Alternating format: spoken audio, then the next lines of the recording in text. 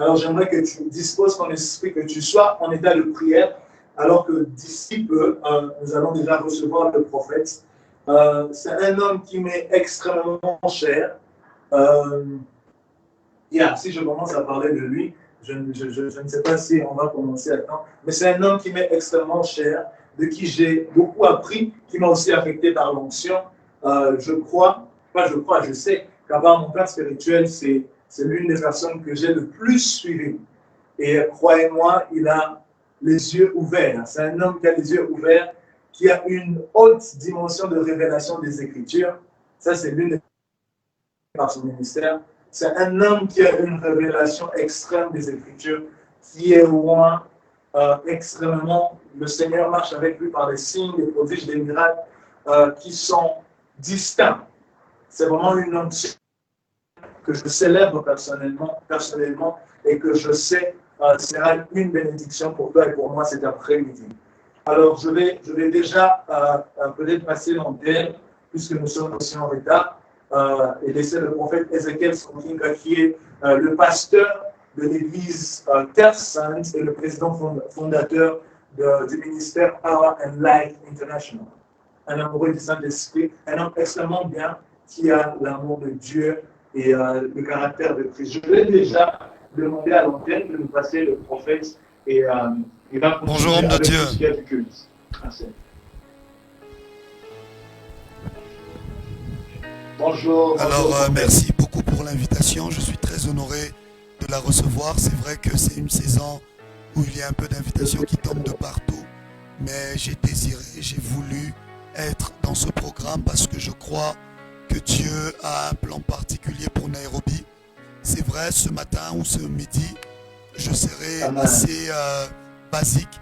Mais je crois que le temps venu, selon les plans de l'Éternel, il y aura un mouvement qui se fera à Nairobi et là il ne s'agira plus du basique, il s'agira des choses hautement spirituelles et des profondeurs abyssales de la présence de Dieu.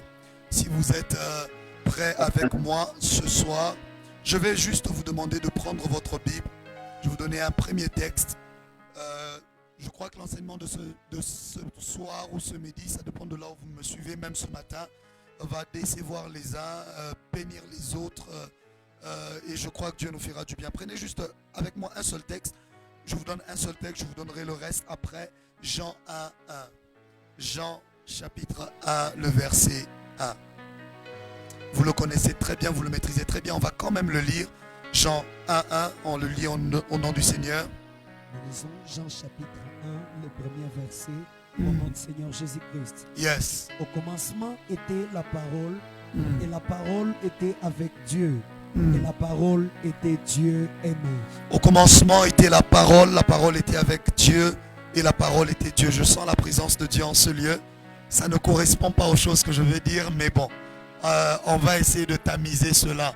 Et le temps marqué, s'il faudra nager, on va nager.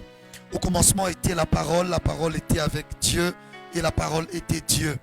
Le plus grand danger de notre génération et de tout ce qui se passe aujourd'hui, je pense qu'on m'a demandé de parler des foundations, donc je serai vraiment dans les foundations.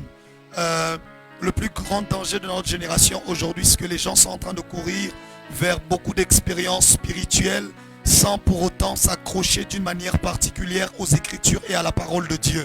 Ce qui fait en sorte que exactement, Jésus est en train de dire dans le texte même dont je crois d'où vient le thème, Jésus est en train de dire dans Marc, il a dit si vous écoutez ces paroles et si vous les mettez en pratique, vous êtes comme un homme qui a bâti sa maison sur le roc.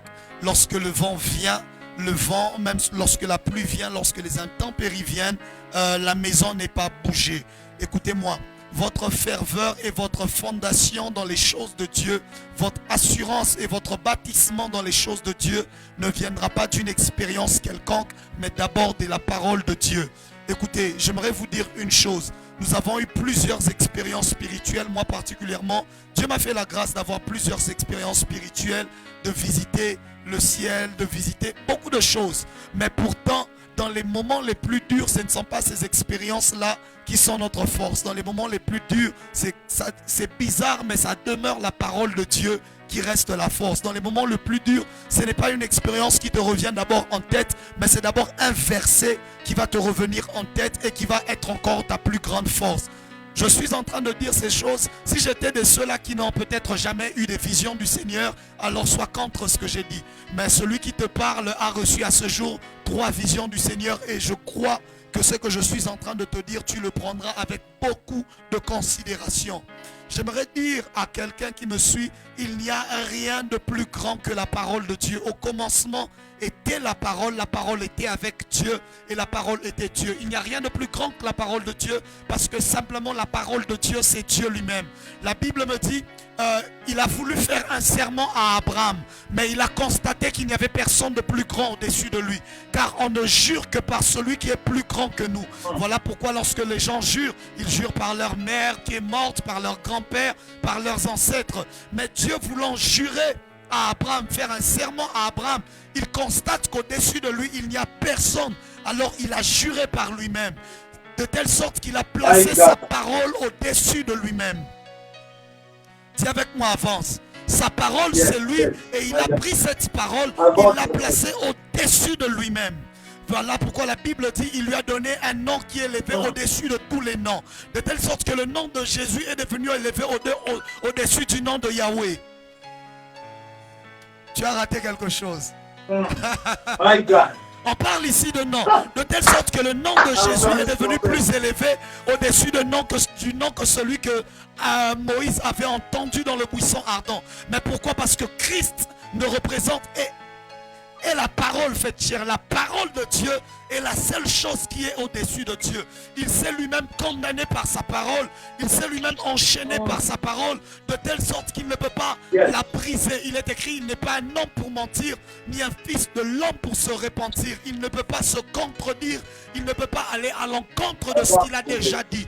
J'aimerais te dire, tu peux avoir des grandes visions, mais sans la parole de Dieu. Prophète, avance. Dis avec moi, avance prophète. Avance prophète. Dis avec moi, avance prophète. Ainsi, on a une multitude d'enseignants, une multitude de prédicateurs, mais qui sont dans un éternel copier-coller, dans un éternel copiage de celui que, de ce que tel avait dit, dans un éternel copiage de ce que l'autre là avait dit, dans un éternel copiage de ce que celui-là avait dit. Pourquoi? Parce qu'en eux-mêmes ne coule pas la parole de Dieu. Écoute-moi, je prie qu'après cet enseignement, que la parole de Dieu coule dans tes veines, que la parole de Dieu coule dans ta vie, que la parole de Dieu coule dans ton être, dans le nom puissant de Jésus-Christ. Écoute-moi, l'inspiration ne vient que là où il existe au préalable un soubassement de la parole de Dieu. Je dis, l'inspiration ne vient que là où il existe au préalable un soubassement de la parole de Dieu. L'Esprit de Dieu ne travaille que là où il existe un soubassement de la parole de Dieu. L'Éternel parle au peuple d'Israël. Il leur dit, lorsque vous allez confectionner vos vêtements, vous y mettrez une frange. Et la frange que vous y mettrez vous servira à chaque fois que vous la regarderez de vous souvenir de ma parole. L'Esprit de Dieu est semblable à la frange parce qu'il est écrit, il vous le rappellera tout ce que je vous ai dit.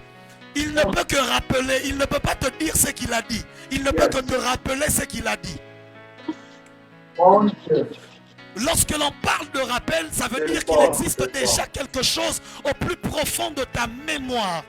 Il existe quelque chose dans ton âme, parce que la mémoire se situe au niveau de l'âme. Il existe déjà quelque chose dans ta mémoire que ton esprit peut récupérer afin de le catapulter et de le déchirer pour que ça devienne la révélation.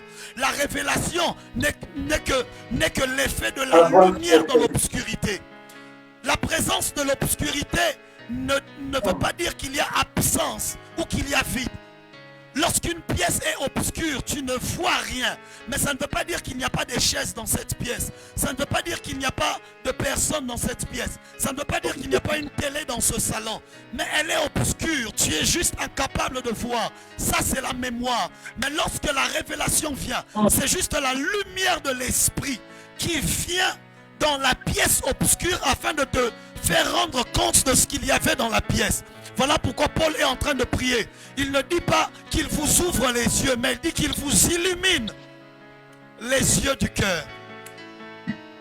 Le problème, il ne parle pas des gens qui sont aveugles, mais des gens qui voient, mais qui n'ont pas de lumière pour voir suffisamment. Écoute-moi, la lumière dont tu as besoin viendra, mais lorsque la lumière vient, elle doit trouver qu'il y avait déjà quelque chose à éclairer.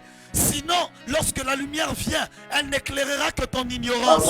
C'est pour cela qu'il y a des gens, quand ils ouvrent la bouche, on entend des révélations, mais en réalité, ce n'est que l'éclairage de leur ignorance. Parce que ce sont des révélations farfelues, des révélations qui sortent de nulle part. Ils ne racontent rien du début à la fin. Il vaut mieux se taire que d'exposer son ignorance au monde. Dis avec moi, avance prophète. Je parle de ces choses parce que je crois qu'il y a beaucoup de jeunes serviteurs connectés ici en train de suivre ce live. J'aimerais te dire, il vaut mieux se taire qu'au lieu de laisser la lumière venir sur ton ignorance et que ton ignorance soit connue au plus grand jour. Refuse de conserver ton ignorance dans un bocal hermétiquement fermé afin de l'empêcher d'être... dis avec moi, avance prophète. Et donc ce midi, cet après-midi, j'aimerais te donner les fondements, les fondations, les bases au travers duquel le Saint-Esprit sera en train de partir pour t'inspirer, sera en train de partir pour te parler. J'aimerais dire une vérité choquante ici aussi en même temps. Vous allez constater une vérité claire. Prenez une personne qui prie beaucoup plus qu'il ne lit la Bible aura moins de résultats que par rapport à celui qui lit la Bible beaucoup plus qu'il ne prie. Ça, c'est une vérité claire. Retenez cela. Je parle ici de résultats. Je ne parle pas ici de fiction des résultats. Je parle ici de résultats palpables, des résultats concrets et des résultats qui demeurent dans le temps. Celui qui prie beaucoup plus qu'il ne lit la Bible aura moins de résultats que celui qui lit la Bible beaucoup plus qu'il ne prie.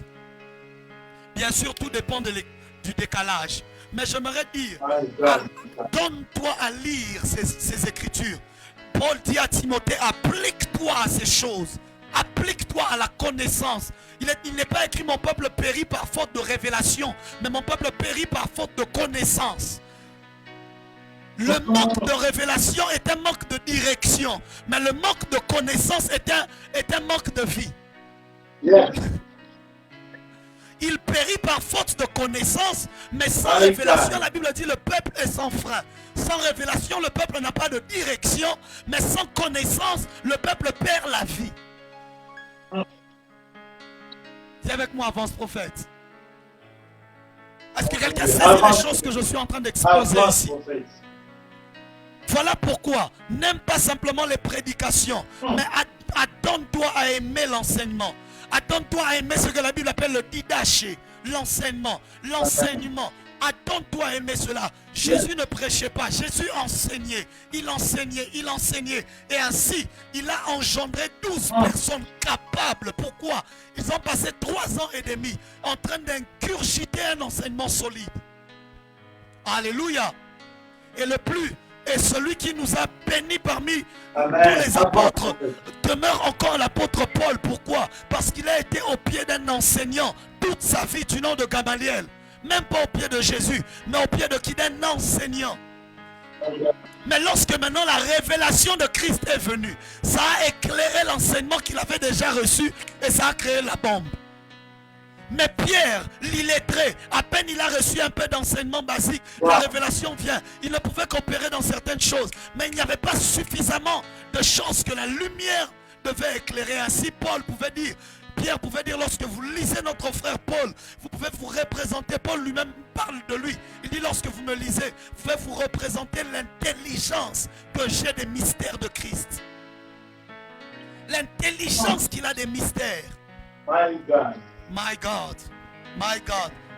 Mystère signifie ce qui est caché. Pour trouver ce qui est caché, tu pars de ce qui est connu, de ce qui est vu. Mais si tu ne vois même pas ce qui est vu, si tu ignores même ce qui est connu, même les mystères, même ce qui est connu deviendront des mystères et les mystères deviendront l'inconnu. Dis avec moi, avance prophète. Ça c'est fort. Dis avec moi, avance prophète. J'aimerais par cet enseignement pousser quelqu'un à un tel amour des Écritures, un tel amour de la parole de Dieu, de telle sorte que lorsque tu ouvriras tes lèvres, que l'on entende que la parole est en train de sortir, que l'on entende que les saintes Écritures en train de sortir. Il y a des moments où je prends ma Bible pour la lire, pas parce que je cherche une révélation, mais parce que je suis juste ébloui par les paroles de Christ. Aucun homme n'a parlé comme lui. La Bible me dit qu'on est venu l'arrêter, et ceux qui en ont envoyé pour l'arrêter l'ont regardé. Ils ont dit, ah, ils sont rentrés vers ceux qui les ont envoyés. On leur a dit, mais où est cette personne qu'on vous a demandé d'arrêter? Ils nous ont répondu, aucun homme n'a parlé comme lui. Ces gens n'avaient encore rien vu, mais juste ce qu'il était en train de dire. Oh my God, oh my God, oh my God, oh my God. À connaissance égale, c'est l'onction qui fait la différence. Mais à onction égale, c'est la connaissance qui fait la différence. Parce que tu auras l'onction, mais tu n'auras pas la connaissance pour opérer dans l'onction. Dis avec moi, avance prophète. Ton onction ne peut aller loin qu'à la longueur de ta connaissance. Laissez-moi entrer dans mon enseignement. Yes. Tout ça, c'était l'introduction. Laissez-moi entrer dans mon enseignement et vous ennuyer pendant quelques minutes avant de partir. L'introduction, c'était intéressant. Après, je vais un peu vous ennuyer, puis je veux partir. Que Dieu vous bénisse. Est-ce que vous êtes là? Dites avec moi, avance prophète. Est-ce que quelqu'un sent que ces choses, il devait entendre ces choses? Est-ce que quelqu'un sent qu'il devait entendre ces choses? Dis avec moi, avance prophète. Dis avec moi, avance prophète. David dit, je serre ta parole fort dans mon cœur, afin de ne point pécher contre toi. Oh la sévère. Laissez-moi enseigner. Je vais vous donner un petit enseignement que je donne de temps en temps à certains de mes fils. C'est ce que j'appelle l'introduction à la Bible, ou encore comment comprendre les Saintes Écritures. L'introduction à la Bible ou comment comprendre les Saintes Écritures.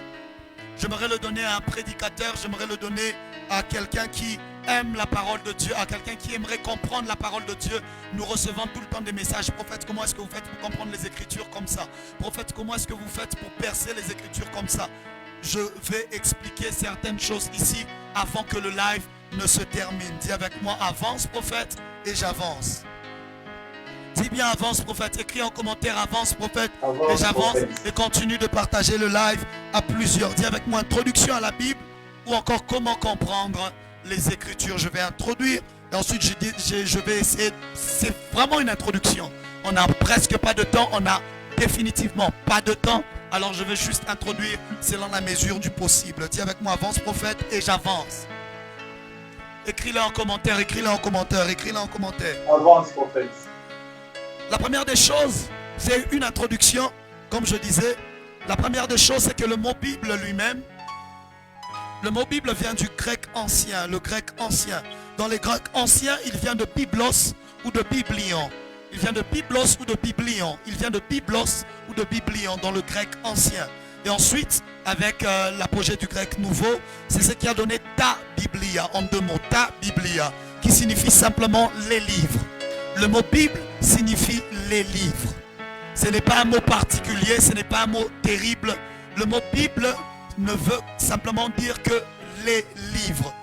Comme si je disais les livres en français pour dire les livres en grec, bah, ça donne le mot Bible. Et le mot Bible, lorsque l'on parle de la Bible n'est pas ce qui contient la parole de Dieu. La Bible n'est pas ce qui contient quelques paroles de Dieu. La Bible est la parole de Dieu. J'aimerais le redire, la Bible est la parole de Dieu.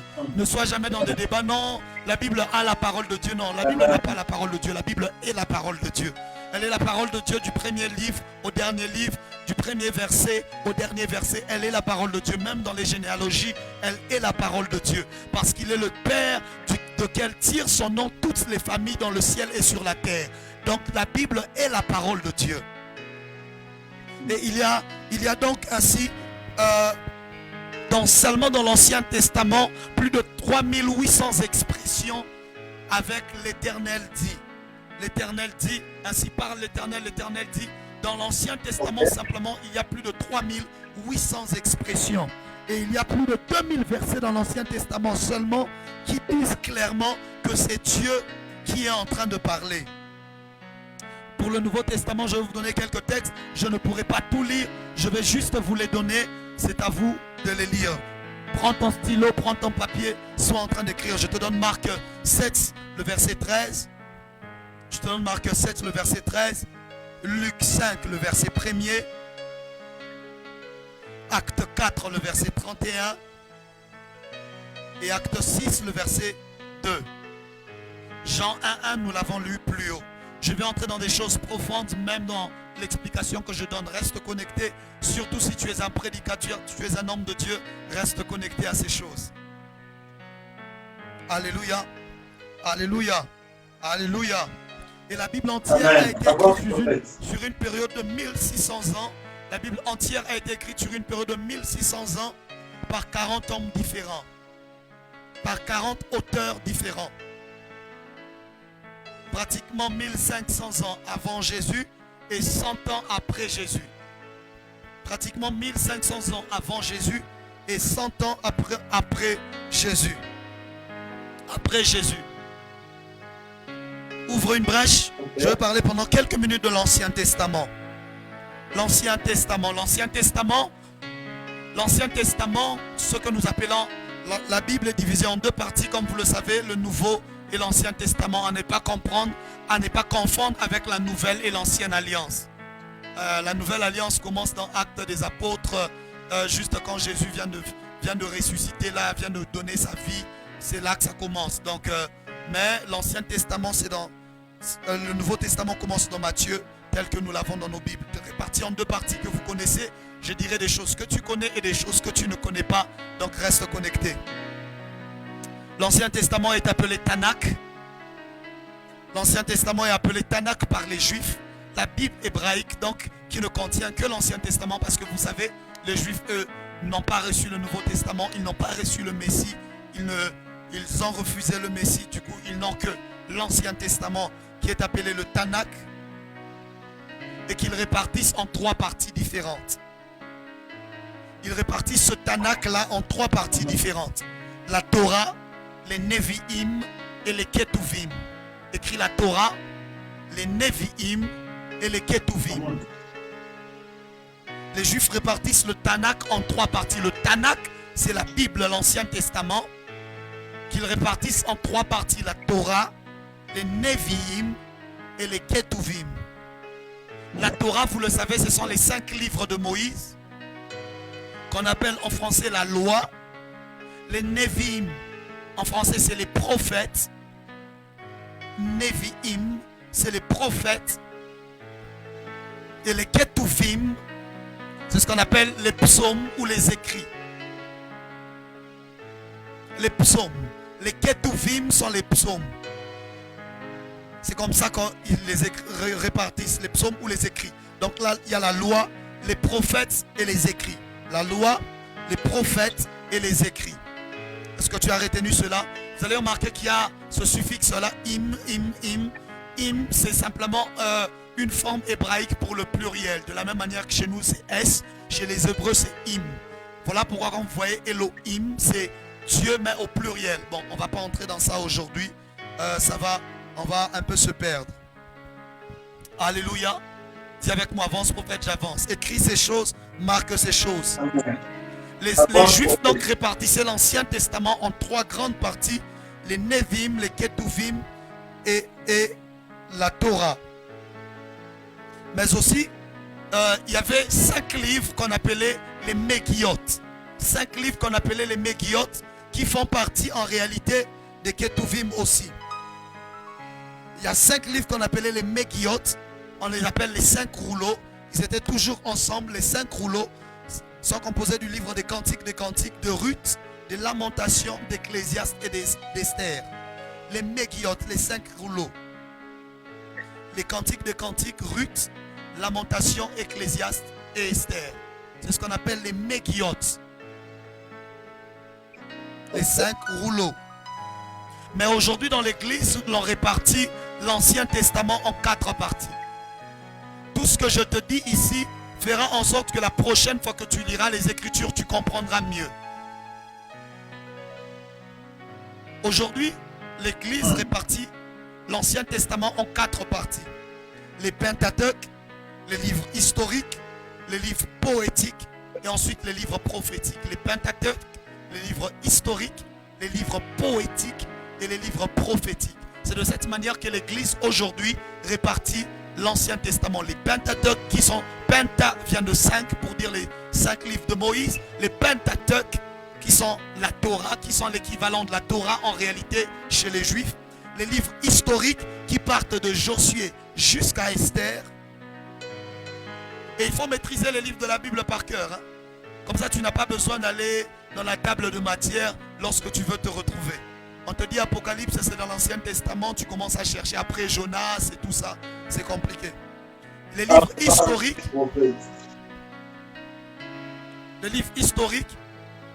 et j'ai été choqué. Hein. Vous savez, les choses que je vous enseigne ici, il y a beaucoup de gens que vous voyez vous parler, ils ne maîtrisent pas de ces choses. Voilà pourquoi ils se sentent à l'aise quand ils doivent utiliser une Bible électronique. Parce que là, au moins, ils trouvent rapidement le nom. Si tu lui dis, lis la Bible comme ça, il va commencer à chercher. Livre d'Abdia, il va chercher, il va faire 1 heure en train de chercher. Donc, sois heureux de retenir ces choses et de les mémoriser. Les livres historiques vont de Josué jusqu'à Esther. Les livres poétiques vont des Job jusqu'au livre de Cantique de Cantique. Et les livres prophétiques vont de Ésaïe à Malachie. Donc les Pentateuques, Genèse, Exode, Lévitique, Nombre, Deutéronome. Et ensuite on y entre dans les livres historiques. Josué, Juge, Ruth, 1 Samuel, 2 Samuel, 1 Roi, 2 Rois, 1 Chronique, 2 Chroniques, Esdras, Néhémie, Esther. Ça ferme le livre historique. Et ensuite on entre dans les livres poétiques. Job, Psaume, Proverbe, Ecclésiaste, Cantique de Cantique. Et ça ferme les livres poétiques. Et ensuite on entre dans les livres prophétiques. Ésaïe, Jérémie, Lamentation de Jérémie, Ézéchiel, Daniel, Osée, Jonas, Abdias et tout ça, toute la suite là. Alléluia. Alléluia. Amen. Et les livres prophétiques, nous les répartissons en 2 parties. Je ne sais pas pourquoi, mais ça a été réparti ainsi. On appelle les prophètes majeurs et les prophètes mineurs. Majeurs, pas par rapport à la grandeur de leur ministère, mais majeurs plus par rapport à la grandeur de leur livre. Ok? C'est un peu en contraste avec quand nous on dit aujourd'hui Medja. Chez nous, Medja, c'est celui qui a plus de vision et qui est le plus précis. Bah, c'est un peu différent, vous comprenez? Donc, si on te posait une telle question, tellement que tu as entendu Medja, c'est celui qui prophétise le plus, donc tu serais allé te raconter des bêtises. Donc, majeur, c'est simplement par rapport à la grandeur de leur livre. Dans la Bible hébraïque, il n'y a que 3 prophètes majeurs. Mais dans la Bible grecque, on met 4 prophètes majeurs. Dans la Bible hébraïque, il n'y en a que 3. C'est Ésaïe, Jérémie et Ézéchiel. Il n'y a que ces 3 prophètes majeurs. Ésaïe comme étant le prophète du fils, du père plutôt. Jérémie comme étant le prophète du père. Ésaïe comme étant le prophète du fils. Et Ézéchiel comme étant le prophète de l'esprit. Jérémie, le prophète du Père, Ésaïe, le prophète du Fils, et Ézéchiel, le prophète de l'Esprit. Vous voyez que Dieu a fait toutes choses à dessein. Quand tu maîtrises ces choses, tu comprends mieux quand tu lis Ésaïe. Tu comprends que c'est le prophète du Fils. Pourquoi le prophète du Fils? Parce que c'est celui qui a donné plus de prophéties qui sont en rapport avec la venue de Christ, avec le règne de Christ, avec tout ce qui a en rapport avec Christ, a été plus donné par Ésaïe. Pourquoi Jérémie, prophète du Père? C'est chez lui qu'on retrouve beaucoup de « Ainsi parle l'Éternel, ainsi parle l'Éternel, ainsi parle l'Éternel ». On le retrouve vraiment plus chez Jérémie. Et on retrouve beaucoup de condamnation chez Jérémie. Vraiment la fureur du Père, l'autorité du Père. On retrouve cela chez Jérémie. Et Ézéchiel, le prophète de l'Esprit. Pourquoi? Parce que c'est chez lui que l'on voit tout le temps « Je fus ravi en esprit, l'Esprit m'emmena, je fus emmené, l'Esprit souffle des 4 vents ». Voilà, Ézéchiel, c'est lui le prophète de l'Esprit. Mais dans la Bible grecque, je disais, il y a beaucoup, au lieu de 3 prophètes majeurs, on répertorie 4 prophètes majeurs. Donc de nos jours, on aurait pu mettre Joël parmi les prophètes majeurs tellement que c'est lui qui a prophétisé. Hein, au dernier jour, je répandrai de mon esprit sur toute chair. Mais voilà. Okay. La Bible hébraïque, elle, compte donc Ésaïe, Jérémie, Ézéchiel et ajoute à cette liste Daniel comme prophète majeur. 4 prophètes. Ajoute Daniel comme prophète majeur. Je vous ai dit, c'est un peu plus par rapport à la grandeur de leur livre, donc au nombre de leurs prophéties. Et donc ainsi en tout, l'Ancien Testament compte finalement 39 livres. 39 livres. 39 livres. Avec les psaumes qui devient le plus grand livre parce qu'il compte 150 chapitres comme ça. Bon, peut-être ce sera certainement dans d'autres enseignements que nous enseignerons sur les psaumes, les 5 livres des psaumes. Et bon, ça c'est autre chose. On ne va pas y entrer aujourd'hui. Le Nouveau Testament lui aussi est réparti en 4 parties. Le Nouveau Testament aussi est réparti en 4 parties. La première partie, ce sont les évangiles. La deuxième, les actes des apôtres. La troisième, les épîtres. La quatrième, l'Apocalypse, comme vous vous en doutiez. Dans les évangiles, vous le connaissez très bien, Matthieu, Marc, Luc, Jean. Eh bien, il y en a 3 qu'on appelle les évangiles synoptiques. Synoptiques, pourquoi? Parce que ce sont les évangiles qui peuvent se lire en parallèle. Synoptiques, pourquoi? Parce que ce sont des évangiles qu'on peut lire ensemble. Parce qu'ils racontent pratiquement les mêmes choses avec une succession pratiquement semblable. Mais le livre, l'évangile des Jean sort un peu du lot parce que Jean est un peu plus dans le spirituel et un peu plus dans des choses assez différentes des autres évangiles. Quand vous lisez les autres évangiles et que vous lisez l'évangile des Jean, vous sentez une grande différence entre les deux.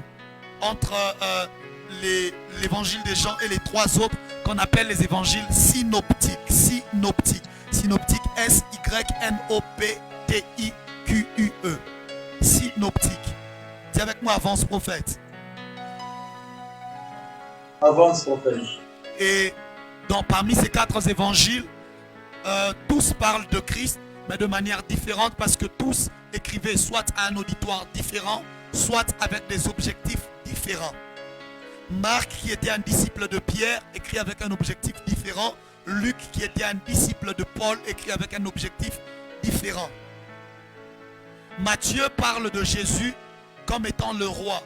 Voilà pourquoi vous allez vous rendre compte que Matthieu, c'est Matthieu qui parle plus du royaume des cieux, du royaume des cieux, du royaume des cieux, du royaume des cieux.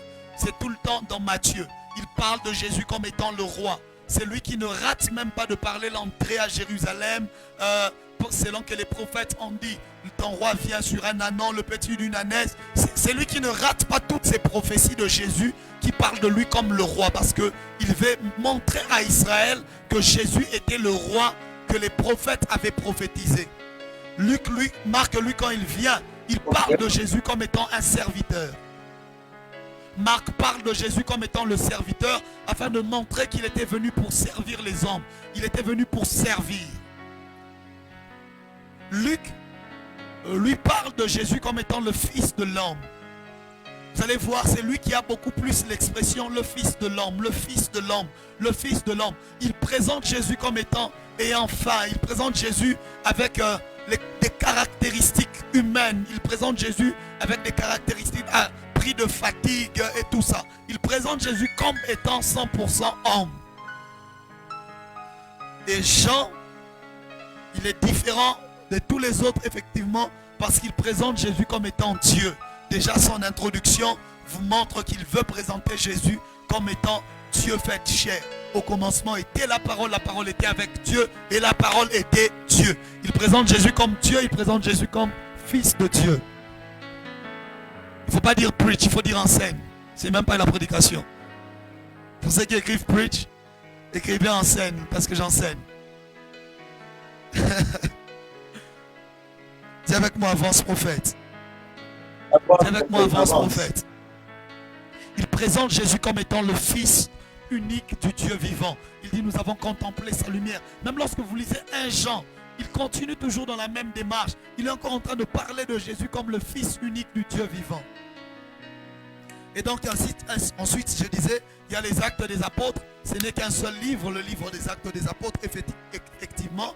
Et ensuite, il y a les épîtres. Je crois qu'en tout, il doit y en avoir quelque chose comme, je ne sais plus très bien, 17 ou je ne sais plus quoi. Mais 13 ont été écrits par l'apôtre Paul lui-même. 13 épîtres sont écrits par l'apôtre Paul lui-même. 13 épîtres sont écrits par l'apôtre Paul lui-même. Et en tout, donc, le Nouveau Testament comporte au final 27 livres. Le Nouveau Testament comporte ainsi donc 27 livres. C'est comme ça qu'on se retrouve avec 66 livres dans la Bible, 39 venant de l'Ancien Testament, 27 venant de l'Ancien Testament. Et devinez quoi? Le livre d'Ésaïe contient 66 chapitres. C'est comme ça qu'on appelle le livre d'Ésaïe la Bible dans la Bible. C'est comme ça qu'on appelle le livre d'Ésaïe la Bible dans la Bible. Parce que si vous lisez le livre d'Ésaïe, il parle de Christ, il parle un peu de tout. On l'appelle la Bible dans la Bible parce qu'il y a exactement 66 livres. Bizarrement, il parle même de la seconde venue de Christ. Il parle même de la nouvelle Jérusalem. Il parle de tout ça. Donc c'est comme s'il a l'Apocalypse dedans, il a un peu tout dedans. C'est comme ça qu'on l'appelle la Bible dans la Bible. Et je disais, la Bible est répartie en deux parties, l'Ancien Testament, le Nouveau Testament. Je viens assez de vous exposer les deux. Et toute la Bible aussi, on l'a répartie aussi en 5 parties. Toute la même Bible-là, on l'a répartie aussi en 5 parties. Par rapport à Christ, on l'a répartie aussi en 5 parties, en 5 grandes parties. Il y a la partie qu'on appelle, la première, c'est l'annonciation. La deuxième, c'est l'accomplissement. La troisième, c'est la manifestation. La quatrième, c'est l'explication. Et la dernière, c'est l'Apocalypse ou la révélation. Je disais l'annonciation. Et l'annonciation, c'est tout l'Ancien Testament. L'annonciation, c'est tout l'Ancien Testament. L'accomplissement, ce sont les évangiles. L'accomplissement donc des prophéties qui ont été annoncées. Les évangiles, l'accomplissement. La manifestation, c'est les actes des apôtres. La manifestation de la promesse. Il est écrit, la promesse est pour vous, pour vos enfants et pour tous ceux qui sont au loin en aussi grand nombre que Dieu les appellera. L'accomplissement, c'est finalement les actes des apôtres. Est-ce que le sang est bon? Dites-moi si le sang est bon. Le sang est bon? Faites signe. Reste sur Facebook, comme ça on va voir.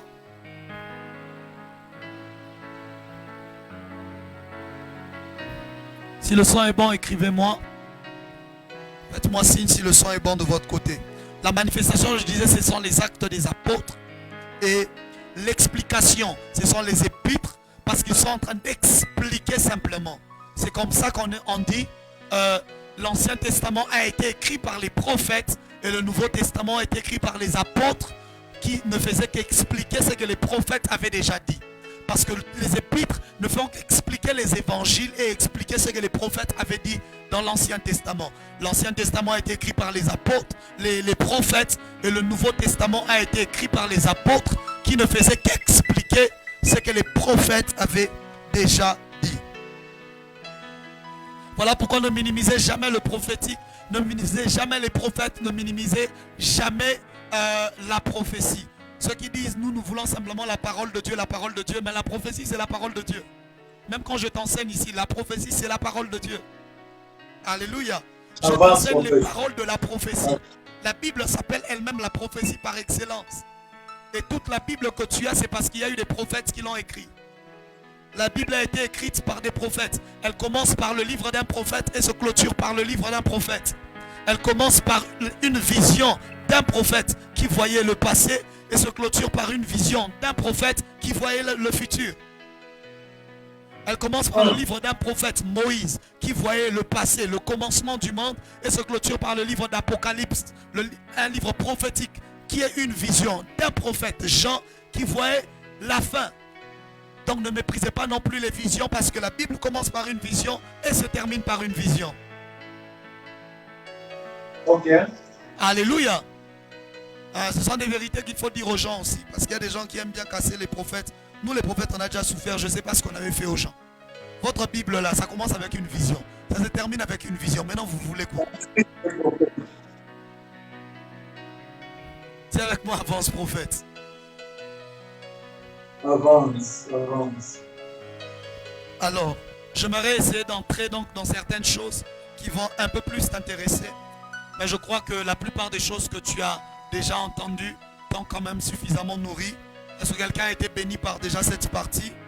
A ajouté quelque chose à sa connaissance? Est-ce que quelqu'un sent qu'il a ajouté quelque chose à sa connaissance?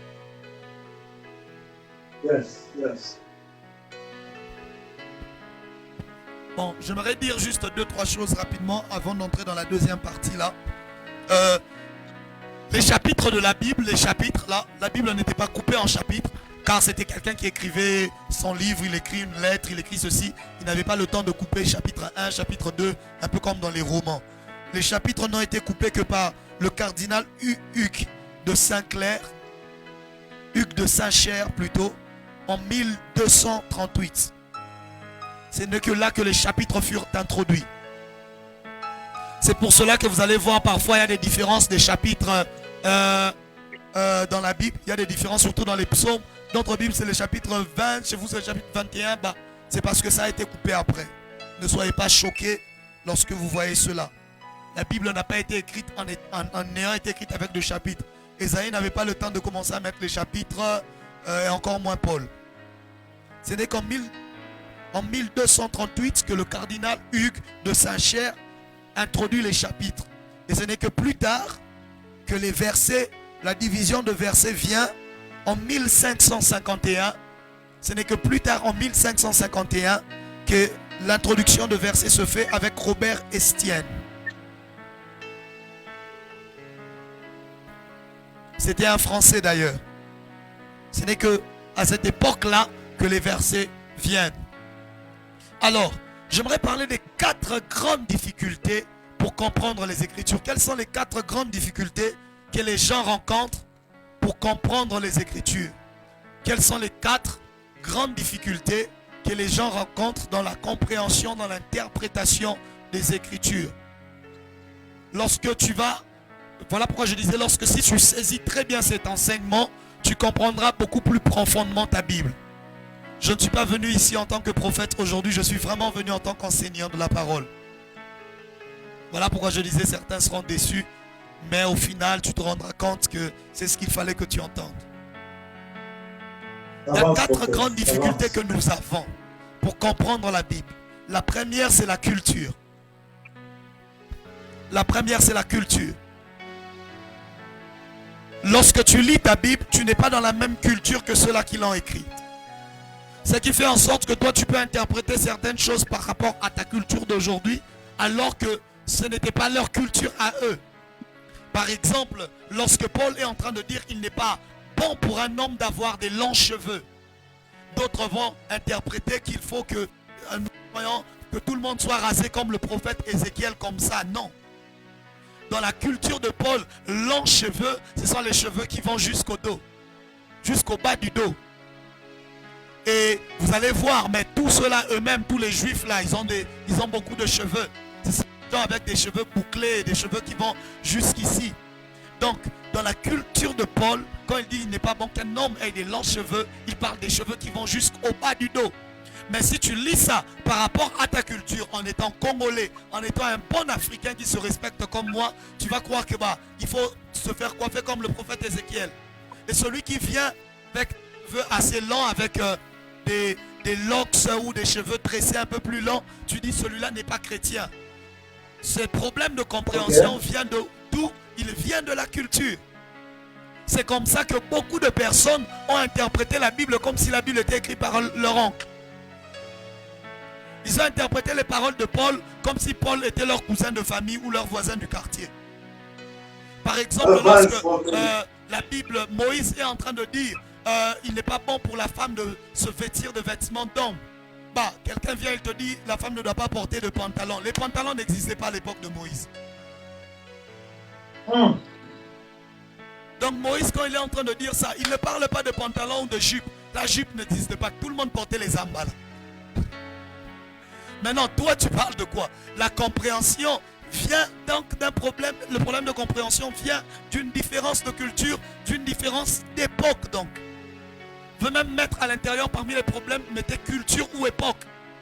Voilà quelqu'un écrit tonton Paul. Vous voyez?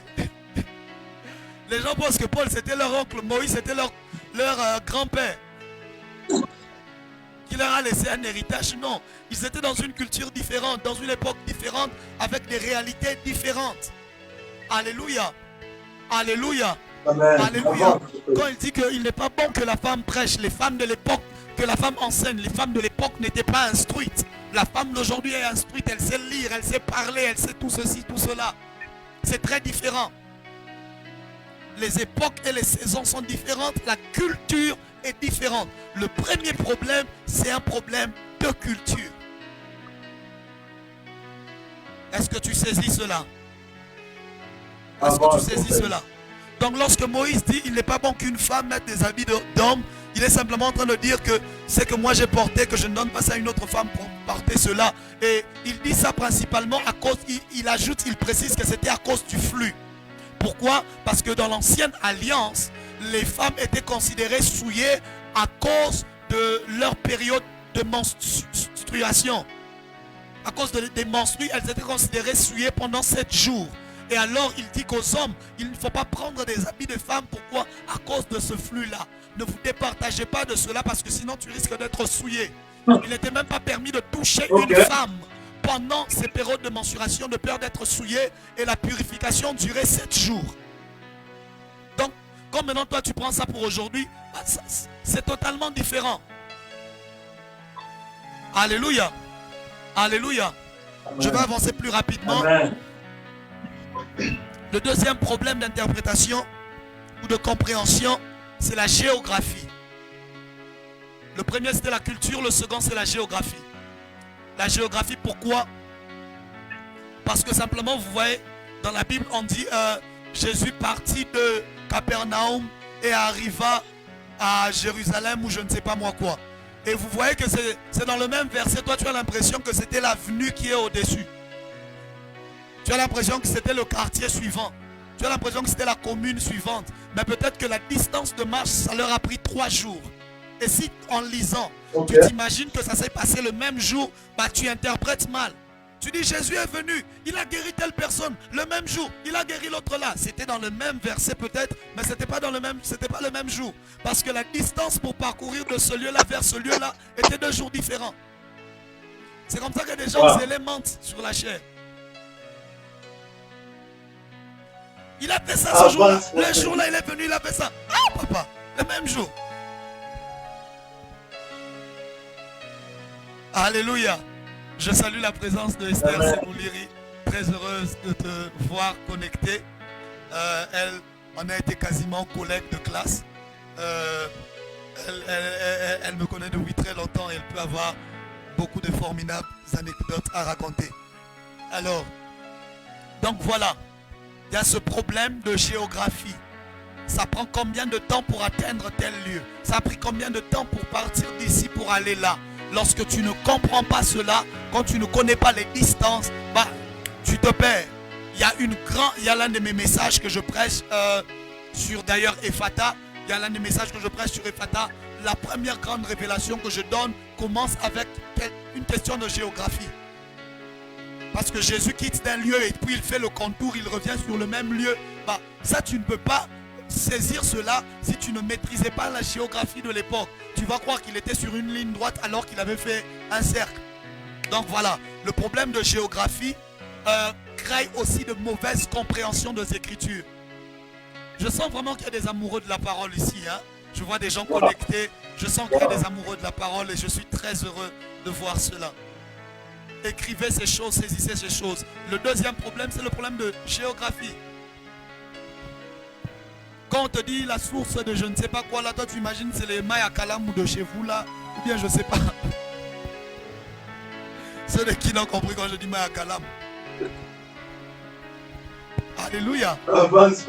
Alléluia. Amen. Donc voilà un peu.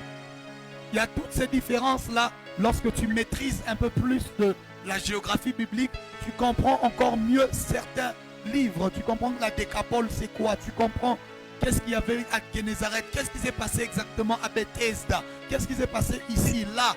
Bethel c'est où? Pourquoi est-ce que, par exemple, l'une des grandes révélations que je donne quand je parle des hôtels, bah, ça vient d'un problème de géographie. Bethel, Luz, Emmaüs. Il y a un homme de Dieu d'ailleurs qui m'avait écrit inbox. Il m'a dit, papa, explique-moi ça un peu plus en détail. Enseigne-moi, je viens comme Nicodème pour apprendre. Pourquoi? Ce n'était qu'une question de géographie, mais tout le monde est ébloui. C'est pour ça que je vous disais, la révélation ne peut se baser que sur un soubassement de connaissances.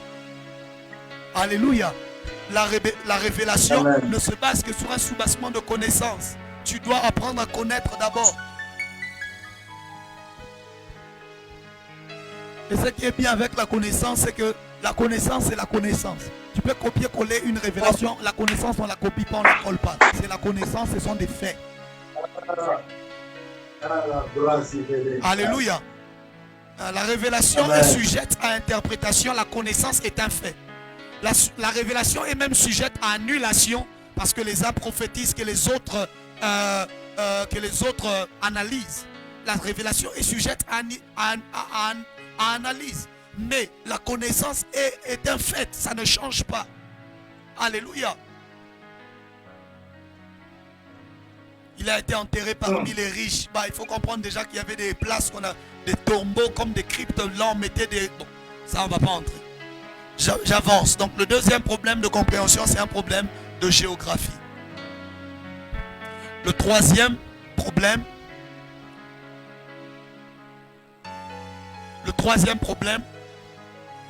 ou la troisième difficulté que l'on rencontre dans la compréhension des Écritures,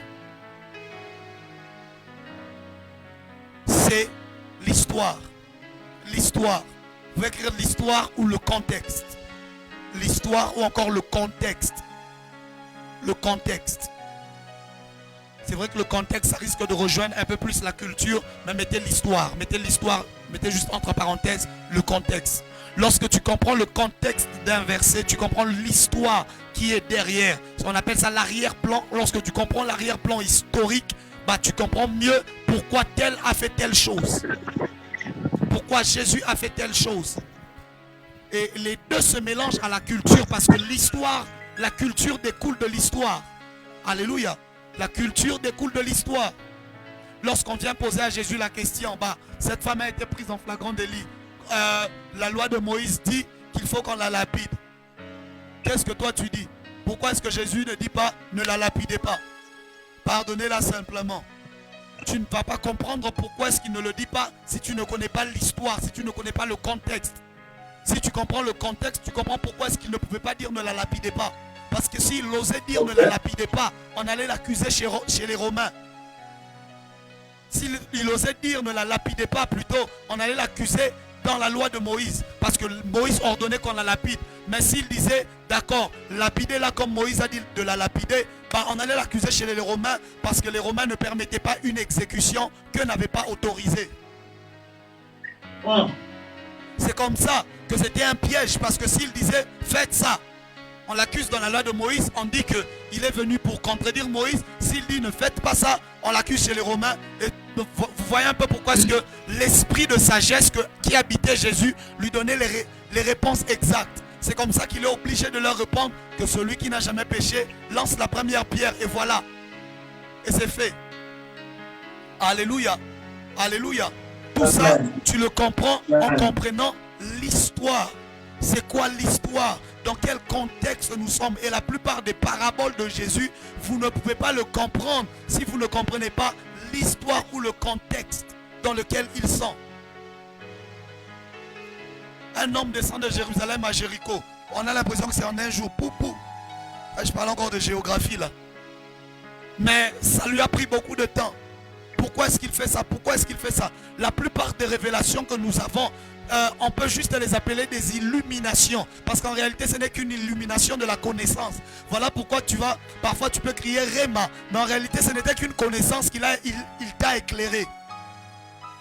Je n'ai fait que t'éclairer par rapport à quelque chose que tu ignorais. Et tu as dit, waouh, ça c'est un Réma. Ce n'est pas un Réma. Parce qu'en vrai, cette connaissance-là ne t'a peut-être servi à rien. Mais ça t'a ébloui.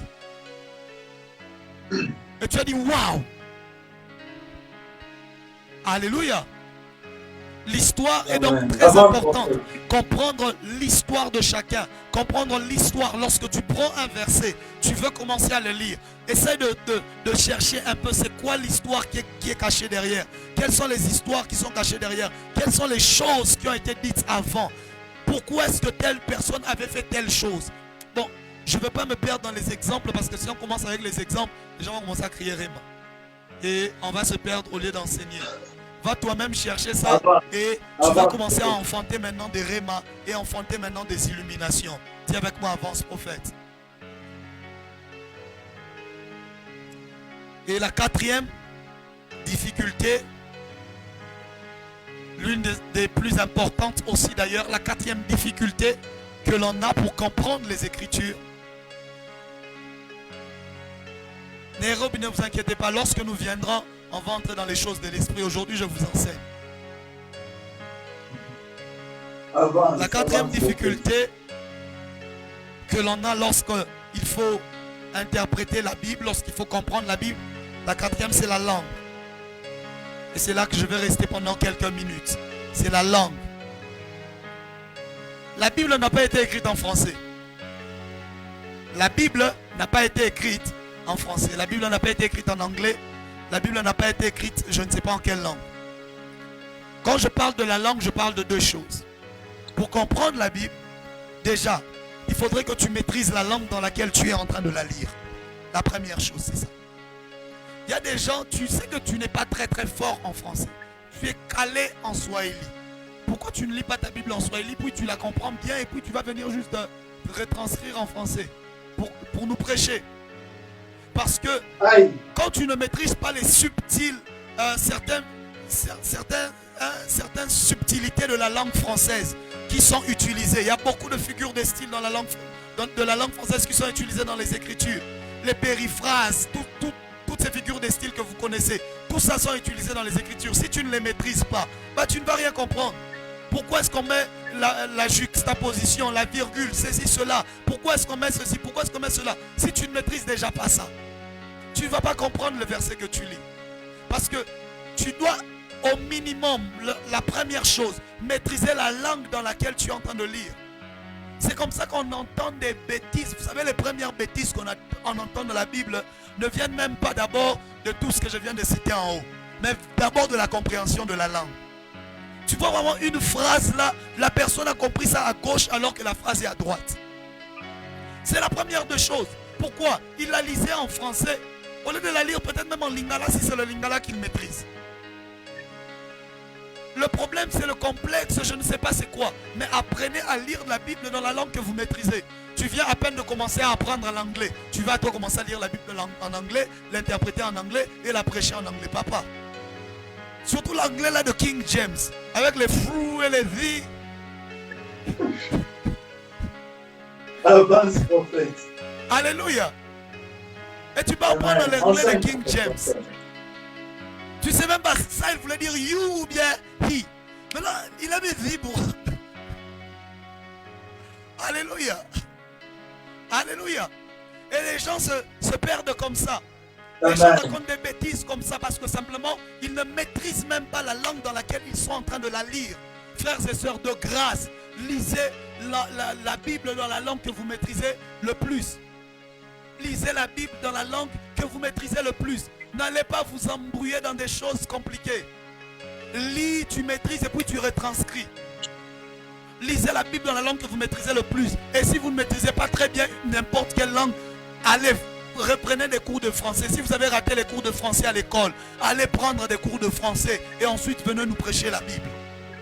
Si c'est en lingala que vous prêchez, allez prendre des cours de lingala et ensuite venez nous prêcher. Si c'est en anglais que vous prêchez, allez prendre des cours d'anglais. Les anglais de Shakespeare ici, allez prendre des cours d'anglais et ensuite venez prêcher. King James, Dieu, je lui demande, je ne sais pas s'il est vivant, je ne sais pas si c'est le nom de quelqu'un, mais je lui poserai des questions sur King James là. Même Louis II ici. Voilà pourquoi il y a des gens qui fuient maintenant la version Louis II. Parce que Louis il y a des gens qui croient comprendre. Il a l'impression qu'il a compris ce qu'il a voulu dire. Mais il n'a rien compris de ce que Louis II a voulu dire. Alléluia. Alléluia. Ces gens qui ont écrit, qui ont traduit ces Bibles, c'était d'abord des hommes de lettres, des hommes qui maîtrisaient la langue dans laquelle ils écrivaient, dans laquelle ils transcrivaient. Ce qui fait que lui, il écrit son français là de l'école là qu'il a maîtrisé de l'université. Maintenant, toi, tu viens avec ton français de l'école primaire parce que l'école secondaire, tu fouillais tout le temps le cours de français. Tu disais que tu connais déjà. tu vois une forme poétique, tu trouves une révélation dedans. C'était poétique juste. Il n'y avait pas de révélation. Parce que si tu pars en hébreu, la poésie là que Louis II a mis, il n'y en avait pas. La poésie hébraïque est différente de la poésie française. Alléluia. Okay. Que Dieu vous délivre des impressions d'avoir compris un verset. Amen. Dis Amen. Je dis que Dieu nous Amen. délivre des impressions d'avoir compris un verset. Surtout par rapport à la langue. Juste à la langue. Je me rappelle, j'assiste dans un culte quelque part et le modérateur c'était un homme de Dieu assez connu et il prend la Bible et c'était un livre de psaumes. Vous voyez, les gens aiment bien les livres de psaumes pour introduire la modération. Et il prend, il lit un verset. Et ensuite, allez, il commence maintenant à essayer d'expliquer pour motiver un peu les gens avant de les pousser à la prière. J'avais la tête baissée, je disais, Seigneur Jésus, délivre-nous. Le problème, ce n'était pas la compréhension de l'hébreu ou du grec. Le problème, c'était la compréhension du français qui était dedans. Alléluia. Je bénis le Seigneur. Si vous avez fait des bonnes écoles, vous maîtrisez bien le français. Que Dieu vous bénisse. Prenez cette connaissance-là. Mettez-la dans les Écritures. Les gens sont en train de rigoler. D'accord? Rigolez bien. Rigolez bien. Attendez. J'essaye de voir...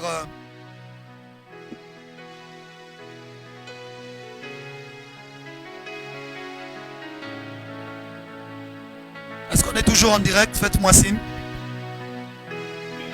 Yes, yes. Yes. Voilà. Les subtilités de la langue. Il y a ce texte de Josué sur lequel je pressais récemment, par exemple. Dans Josué 10, par exemple. Le verset 12. Et alors Josué parla à l'Éternel le jour où l'Éternel livra les Amoréens aux enfants d'Israël. Et il leur dit en présence d'Israël, soleil, arrête-toi sur Gabaon, et toi lune sur la vallée d'Ajalon. Vous voyez déjà que là, il y a beaucoup de géographie déjà. Et ensuite, il commence à raconter, le soleil s'arrêta et la lune suspendit sa course jusqu'à ce que la nation eût tiré vengeance de ses ennemis. Et là aussi, j'aimerais parler de la concordance des temps. Est-ce que ça passe de votre côté? La concordance de temps est très importante parce que la concordance de temps, en lisant, te permet de comprendre qu'est-ce qui est venu avant, qu'est-ce qui est venu après. Si tu lis en anglais ou en français, la concordance de temps t'éclaire sur la succession des événements. C'est comme ça que les gens ne savent pas si tout s'est passé au même moment ou pas. Et le soleil s'arrêta et puis, voilà. Et puis plus tard, il raconte, Josué dit, rouler des grosses pierres, plus tôt. Il dit que des pierres sont tombées du ciel et tout ça.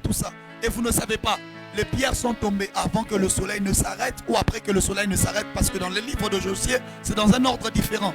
Mais lorsque vous lisez avec la connaissance de la langue, vous comprenez que Josué explique un fait marquant et ensuite il commence à décrire qu'est-ce qu'il y a, les événements qui ont poussé à ce fait marquant à arriver. Donc il explique, il raconte la fin et ensuite il commence à reprendre l'histoire. Ça, tu ne vas pas saisir cela si tu ne maîtrises pas les subtilités de la langue. Je n'ai pas le temps d'entrer dans les détails, ça me prendrait trop de temps. Alléluia. Alléluia. Amen. Parce qu'en réalité, les pierres sont tombées après que le soleil se soit arrêté. Mais Josué raconte cela avant que le soleil se soit arrêté. Pourquoi? Il y a beaucoup de choses, il y a beaucoup de subtilités et beaucoup de choses comme ça qu'il faut maîtriser de la langue pour comprendre.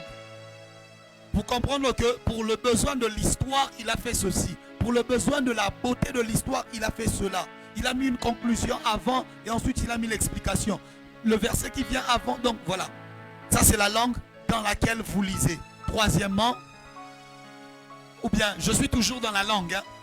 Deuxièmement, premièrement, c'était la langue dans laquelle vous lisez. Deuxièmement, savoir que la Bible n'a pas été écrite en français, en anglais, en lingala, en swahili, en kinande, en kintanu et tout ça.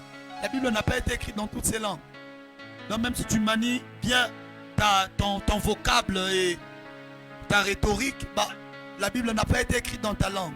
Tu dois avoir un aperçu ou ne fût-ce que quelques petites notions sur la langue dans laquelle la Bible a été écrite. Alléluia. La Bible a été écrite en 3 langues. Amen. La Bible pour sa part a été écrite en 3 langues. Il y a l'hébreu, le grec et l'araméen. L'Ancien Testament a été écrit totalement en hébreu. Le Nouveau Testament, c'est celui qui a été écrit en grec et en araméen. Pourquoi en grec et en araméen? Parce que les Grecs étaient venus et ont dominé sur le peuple. C'est comme ça que la langue grecque était devenue un peu la langue principale. Et l'araméen venait de ces Syriens-là et tout ça. C'était aussi une langue que les gens apprenaient et que les gens maîtrisaient. C'est pour cela, sur la croix de Jésus, Pilate a dû faire inscrire l'inscription en 3 langues différentes. Parce que il y avait ceux qui maîtrisaient l'hébreu, il y avait ceux qui maîtrisaient le grec, il y avait ceux qui maîtrisaient l'araméen. Il devait les écrire en 3 langues différentes. Alléluia. Alléluia. L'hébreu, le grec et l'araméen. Amen. Lorsque vous lisez par exemple dans Jean, Jésus est en train de causer avec Pierre, il lui dit m'aimes-tu? Il dit Seigneur tu sais que je t'aime. Il lui répète encore m'aimes-tu? Il dit Seigneur tu sais que je t'aime. M'aimes-tu? Seigneur tu sais que je t'aime. Quand tu lis en français c'est m'aimes-tu, m'aimes-tu, m'aimes-tu, m'aimes-tu. Mais quand tu lis en grec c'est philéomé, c'est philéomé et ensuite agapao. C'est des termes différents. Ok. C'est toujours le mot aimer, mais avec des significations différentes. Je n'entre pas dans les détails. Vous connaissez, je pense qu'il y a beaucoup de personnes qui ont déjà prêché sur cela. Donc, voilà un peu. Maîtrisez cela, comprenez cela, et cela vous aide et vous bénit de plus en plus que vous les maîtrisez. Donc, en parlant de langue, cela me pousse à aller maintenant pour expliquer comment finalement la Bible est devenue en anglais comme vous l'avez. Comment finalement, même si l'image disparaît, nous sommes toujours connectés. C'est juste un déchargement de l'appareil, de la caméra. Nous sommes toujours connectés, ne vous inquiétez pas. Alors, j'étais en train de dire, c'est là que vient la notion de version et de traduction. Ou la notion de traduction et de version. Les versions de la Bible sont différentes des traductions de la Bible. C'est très différent. Je vais expliquer. Les traductions de la Bible, c'est la traduction de la Bible d'une langue vers une autre. Les versions de la Bible parfois sont parties de la même langue. Parfois, les versions sont parties de la même langue, mais selon des compréhensions juste différentes de la personne qui était en train de l'écrire. Alors les traductions, la Bible a été écrite, j'ai dit en grec, en hébreu, en grec et en araméen. L'Ancien Testament complètement en hébreu. La première traduction grecque qui a été faite de l'Ancien Testament, c'est ce qu'on a appelé la Septante. On l'a appelé la Septante. La Septante, pourquoi? Parce que ça avait été fait par 70 scribes. C'est la première traduction grecque de la Bible. C'est ce qu'on appelle la Septante. La Septante. Et ensuite, quand la Septante a été là, parce qu'avec la colonisation des Grecs et tout ça, la langue parlée était devenue vraiment la langue grecque. Alors on a réuni 70 scribes dans des lieux différents, dans des lieux séparés, pour qu'ils traduisent la Bible de l'hébreu vers le grec. Et ensuite, la Bible a été traduite vers le latin. Vers le latin. C'est là que vous voyez avec l'apogée de l'église catholique ancienne et tout ça, la Bible, on a ressenti le besoin de traduire la Bible finalement en latin avec les Romains qui étaient là et tout ça, avec la colonisation romaine et tout, la Bible a dû être traduite aussi en latin. Et la traduction de la Bible qui est venue finalement en latin, c'est la Vulgate. La Vulgate.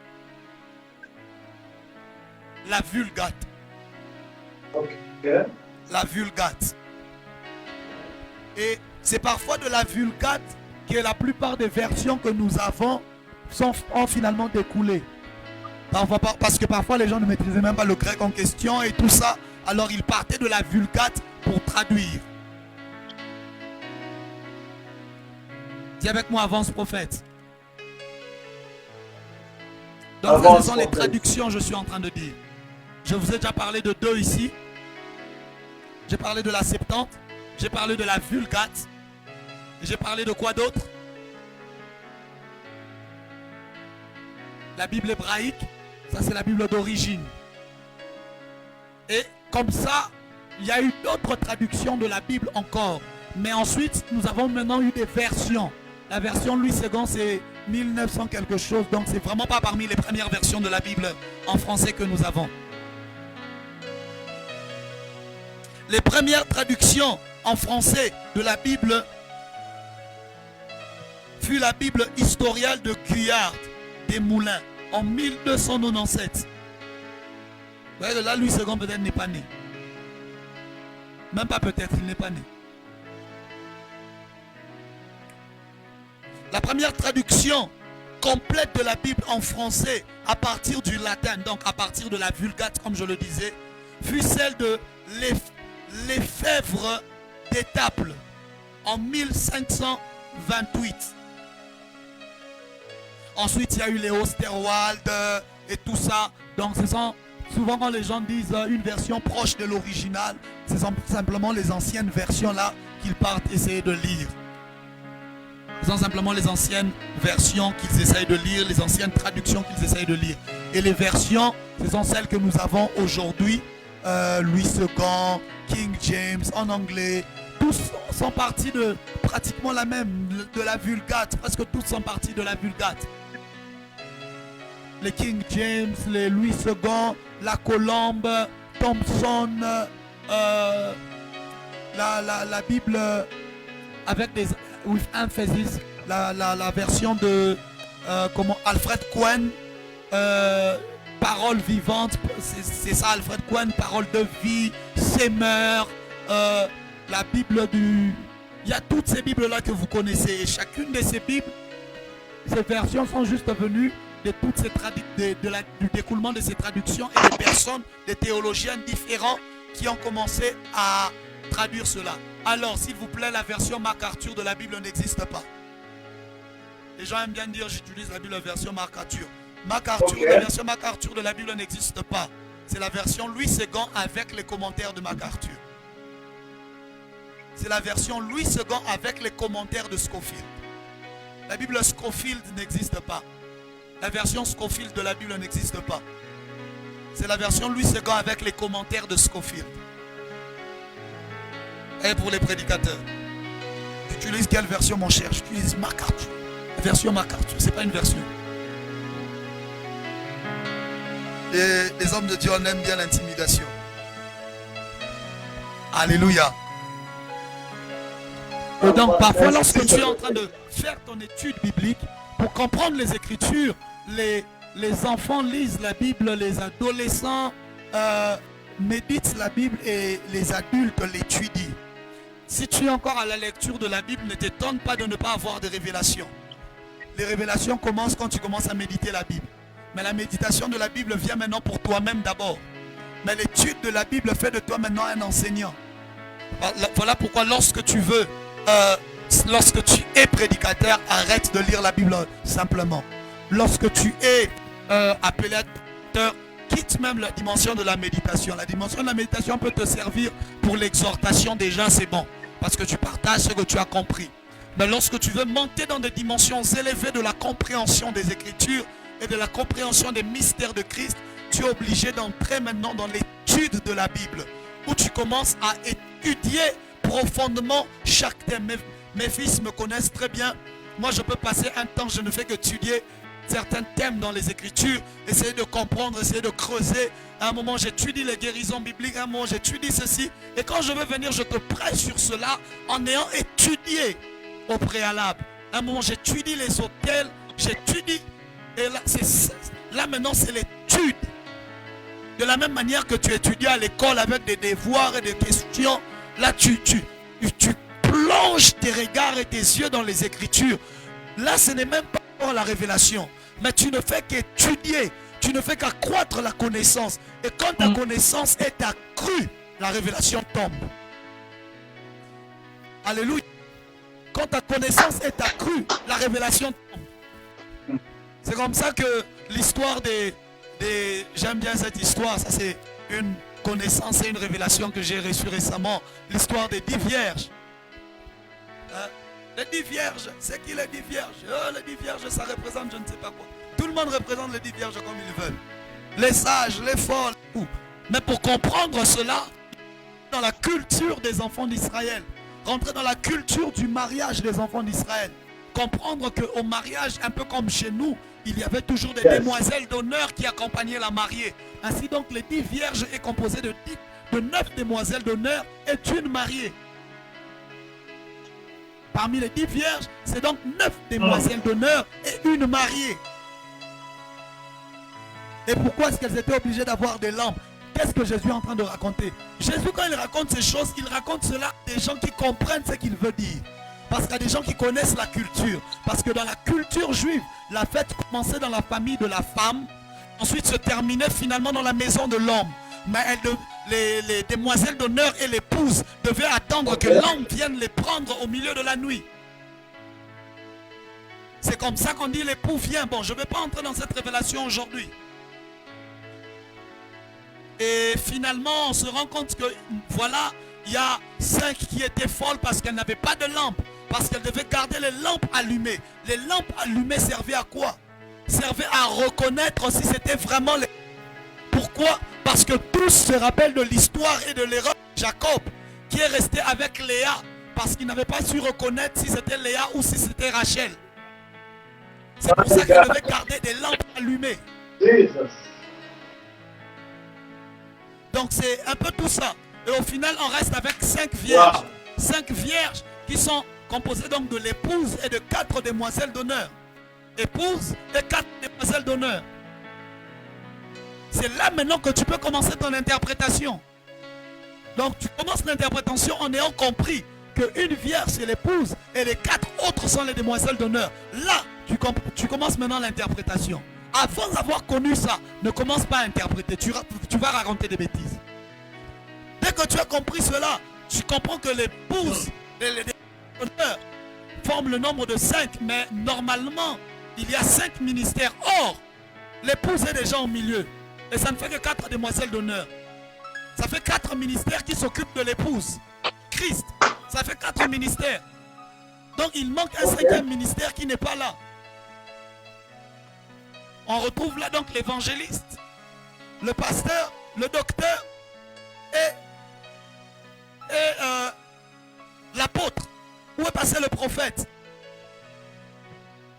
Le prophète, c'est la voix maintenant de minuit qui crie dans la nuit, allant à la rencontre de l'épouse. C'est lui le prophète, le seul qui n'avait pas l'autorisation de dormir pendant que les autres dormaient.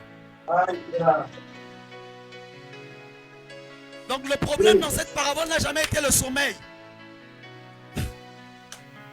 Parce qu'elle est folle, elle est sage, toutes s'étaient endormies. My God.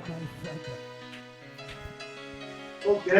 C'est seul le prophète, celui qui devait annoncer la venue de l'époux, parce que c'est celui qui surveillait la venue de l'époux à l'extérieur, qui finalement allant à la rencontre de l'époux. Ça c'est prophétique, parce que le ministère prophétique est le seul ministère qui n'est pas autorisé à dormir, même si les autres dorment. Voilà, dans notre génération, vous voyez des ministères en train de dormir, mais si tu es prophète, tu n'es pas autorisé à être en sommeil.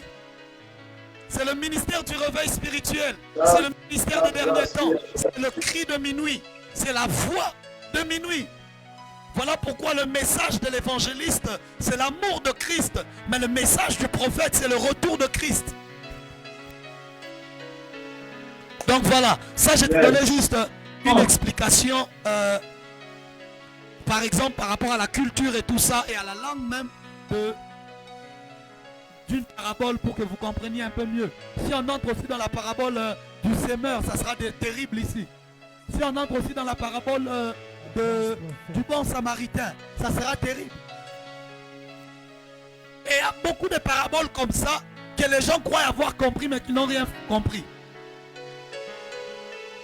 Pourquoi? Parce que simplement, il y a des subtilités de la saison, du temps, de l'époque, de la langue qu'ils n'ont pas maîtrisé avant de commencer à interpréter. Un homme descend de Jérusalem à Jéricho. Et puis, pourquoi est-ce qu'on le frappe? Pourquoi est-ce qu'il part à Jéricho? Parce que Jéricho était une ville qui a été maudite. Et cet homme qui part, ça ne représente qu'un homme qui est en train de quitter Jérusalem sainte pour aller à Jéricho, une ville souillée. Donc un homme qui est dans la perdition, que finalement des brigands attaquent et le laissent à demi-mort. Et quelqu'un vient finalement et puis dit, voilà, on peut entrer là Et on va retrouver l'eschatologie dans la parabole du bon samaritain. C'était en réalité de l'eschatologie. Les gens disent, reste sur ça, prophète. C'était en réalité de l'eschatologie. Il prend le bon samaritain. Et un homme, le lévite, passe, il ne fait rien. Le sacrificateur passe, il ne fait rien. Pourquoi? Les sacrificateurs ne sont pas capables de le sauver dans cette parabole et c'est un bon samaritain qui doit le sauver. Parce que simplement, ils avaient rejeté Christ et que Christ était maintenant allé chez les païens. Il est venu chez les siens et les siens ne l'ont pas reçu. Alors à tous ceux qui l'ont reçu, nous l'église, les païens, le bon samaritain représentait l'église. Qui prend maintenant celui qui est perdu là et le dépose à l'auberge. Alléluia. Et finalement, il dit à l'aubergiste, garde-le ici et je te donne 2 deniers. Pourquoi 2 deniers? Pourquoi est-ce qu'il fait cela? Simplement parce que lorsqu'il est en train de donner 2 deniers à l'aubergiste, 1 denier c'est le salaire d'un jour. 2 deniers c'est le salaire de 2 jours. Et il dit quand je reviendrai, je t'ajouterai ce que tu n'auras pas utilisé. Ce que tu auras utilisé en plus plutôt. Je te le rajouterai. Donc il lui donne le salaire de 2 jours comme pour dire, il est probable que je revienne après 2 jours.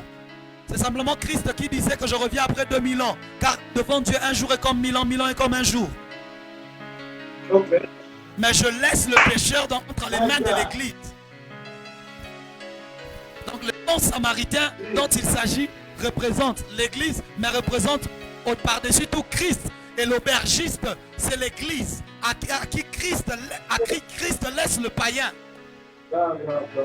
À qui Christ laisse le païen et lui dit reste avec lui, prends 2 deniers. 1 denier le salaire de 1 jour, 2 deniers le salaire de 2 jours. Et quand je reviendrai, je t'augmenterai ce que tu utiliseras peut-être en plus. Donc c'est pour dire je reviens dans 2000 ans et peut-être plus.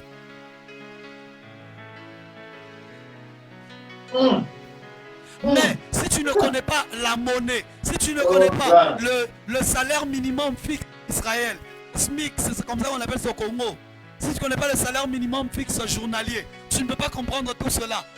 Il faudrait d'abord que tu maîtrises l'arrière-plan historique avant d'espérer de comprendre le texte. C'est là que tu comprends que c'était de l'eschatologie. C'est de la même manière que Jésus est en train de parler à la femme samaritaine. On dit tu as eu Sainte Marie et celui avec qui tu parles n'est pas ton mari. C'était une subtilité, un jeu de mots.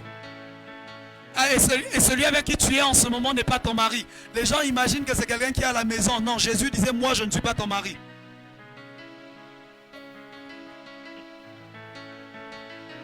Parce que c'est avec Jésus que la femme samaritaine était. Il dit tu as eu 4 maris et celui avec qui tu es n'est pas ton mari. Il disait moi je ne suis pas non plus ton mari, mais tu as eu 4 maris. Et finalement Jésus part en Samarie et en Samarie il passe 2 jours avant de revenir en Israël. Pour dire quoi? Il passera 2000 ans chez les païens avant que le salut revienne chez Israël. Il passe 2 jours en Samarie avant de revenir en Judée. Donc voilà un peu toutes les subtilités bibliques que les gens ne saisissent pas à cause du manque de compréhension. Vous voyez tout ça par exemple que je viens de dire ici. Il y a de la révélation dedans, mais il y a beaucoup de connaissances d'abord avant même la révélation. Si tu ne connais même pas ce qu'il faut connaître, la révélation ne viendra pas. Alléluia. Alléluia. Alléluia. Donc, lisons la Bible, étudions la Bible, méditons la Bible. Étudie. Même quand tu ne comprends, il y a des jours où tu dois faire des lectures simples, des écritures. Ne t'attends pas tous les jours à comprendre. C'est parce que, écoutez, les gens qui lisent la Bible en imaginant déjà une prédication, c'est pour ça que ça l'ennuie. Quand il ne voit rien d'intéressant, parce qu'il imagine déjà, il n'y a pas de rima ici, laisse. Avec la lecture de la Bible, j'ai fini par découvrir que finalement, les rois d'Israël, à un moment de leur vie, avaient un peu de sang noir. Mais ça, tu liras ça où? C'est dans les généalogies que j'ai retrouvé ça. Okay. Si tu te fatigues de lire les généalogies, tu ne le trouveras jamais. Très peu de personnes le savent. Et je me tais juste parce que sinon on risque de me lapider ici. Les rois d'Israël, à partir d'un certain roi, avaient du sang noir. Ils n'étaient pas noirs, ils avaient du sang noir à cause de l'un de leurs ancêtres. Et finalement, le métissage a fini par se perdre avec l'évolution. Bon, je ne vais pas revenir là-dedans. Et tout ça vient de l'étude de la Bible. Ça, c'est plus la lecture. Parce que si tu lis seulement, tu pars. Il faut lire. Quelqu'un dit, on nous a fait gober des choses depuis les Codim. Voilà. Prenez cela comme le cinquième problème pour la compréhension de la Bible. Le cinquième problème, c'est ce qu'on t'a dit hier. Le problème lorsque tu lis la Bible, au lieu de lire ce que la Bible dit, tu lis ce qu'on t'avait dit. Au lieu de comprendre ce que la Bible est en train de te dire, tu comprends ce qu'on t'avait dit. C'est ça le problème. Le problème de plus, c'est ça. Au lieu de comprendre ce que la Bible dit devant toi, tu ne fais que comprendre ce qu'on t'a dit. Voilà pourquoi ne suis pas beaucoup plus de prédication que tu ne lis la Bible. Alléluia. Quelqu'un dit on te veut encore vivant prophète. Que Dieu nous garde vivants, priez pour nous. Ne comprends pas ce qu'on t'a dit. Comprends ce qui est devant toi. Un peu comme les images. Même le sixième problème si vous voulez. Le sixième problème pour de la compréhension des Écritures, c'est votre imagination. Quand on dit le ciel, les gens imaginent une grande pièce là. Le sixième problème, c'est votre imagination. Quand on dit le ciel, les gens imaginent une grande pièce dans laquelle il n'y a que des gens qui chantent. Il a créé le ciel et la terre, c'est-à-dire que le ciel est assez équivalent à la terre et même plus grand. Alléluia. Alléluia. Okay. C'est-à-dire que dans le ciel, il y a plusieurs langues, il y a plusieurs races, il y a plusieurs... Bon, je n'entre pas dedans. Voilà pourquoi il est le père de famille de toutes les langues dans le ciel et sur la terre. C'est Paul qui dit ça. Donc dans le ciel, il y a des familles, dans le ciel, il y a des langues. Mais quand tu lis ce verset-là de Paul, au lieu de comprendre ce que Paul est en train de dire là, toi tu comprends ce qu'on t'a toujours dit, tu ne vois même pas cette partie-là. Le problème, quand il dit les langues des hommes, si je parle les langues des hommes et des anges, au lieu de comprendre ce que Paul lit, tu comprends ce que toi tu lis dans la... On t'a toujours dit. Donc les langues, il y a même plusieurs langues d'anges, il n'y a pas qu'une seule langue au ciel. Alléluia. Apprenons donc à comprendre ce que la Bible, ce que nous lisons. Les anciennes connaissances sont le plus grand problème des nouvelles connaissances. Alléluia. Alléluia. Alléluia. Adam et Ève n'ont pas été chassés d'Éden, ils ont été chassés du jardin d'Éden. La Bible dit Dieu plaça un jardin en Éden, c'est-à-dire que Éden est plus grand que le jardin qui était placé dedans. Quand je dis qu'il y a une boutique à Paris, est-ce que tout Paris c'est la boutique? Donc voilà, ça c'était le problème de quoi? De langue. Paris n'est pas la boutique. Il est écrit Dieu plaça un jardin en Éden. Donc, tu peux sortir du jardin mais que tu es à Éden. Dis aux voisins, nous sommes à Éden, surtout si tu es à Éden. Alléluia. Mais ils n'ont été chassés du jardin que Dieu lui-même avait planté à Éden. C'est de là qu'ils ont été chassés. Donc voilà un peu, c'était un peu ça que j'ai voulu partager avec vous. Ce soir, cet après-midi, ce midi, j'espère que vous avez été bénis par ces choses et que votre connaissance va être ouverte. Priez, priez, lisez la Bible surtout. Il y a des gens qui passent plus de temps à prier pour comprendre les Écritures qu'à lire les Écritures en question. Je vous dis la vérité. Seigneur, je veux commencer à comprendre la Bible. Seigneur, je veux commencer à avoir des révélations. Ils passent plus de temps à prier pour comprendre la Bible qu'à lire la Bible. La compréhension de la Bible ne vient pas avec la prière pour comprendre la Bible. Elle vient avec la lecture de la Bible. Étudie, médite là. Et le Saint-Esprit, celui qui nous révèle toutes choses, nous révélera toutes choses de la manière dont nous serons disposés à le recevoir. C'est à nous d'être disposés. C'est à nous de lui donner le temps. Est-ce que tu as déjà fait toute une matinée, tu es en train de lire la Bible? Nous autres ici, on faisait des rallyes des Écritures. On faisait des rallyes. Aujourd'hui, tu as fini combien de chapitres? Ton ami te dit, ton frère te dit 20. L'autre te dit, ah, j'ai fini 50. Tu dis, ah papa, 50 chapitres, comment?